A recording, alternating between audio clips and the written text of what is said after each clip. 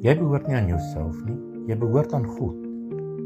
Onthou jou liggaam is 'n tempel van die Heilige Gees, wat in jou woon, 1 Korintiërs 6 vers 19. God leef daarom nie ver weg nie, hy leef in jou.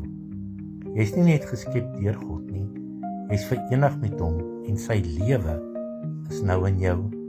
Leef soos Jesus geleef het, luister na die Vader se stem en dan doen jy wat hy jou inspireer om te doen en in jou hart plaas. Laat God se karakter deur jou wys. Liefde, vrede, geduld en waarheid. Laat jou lig skyn.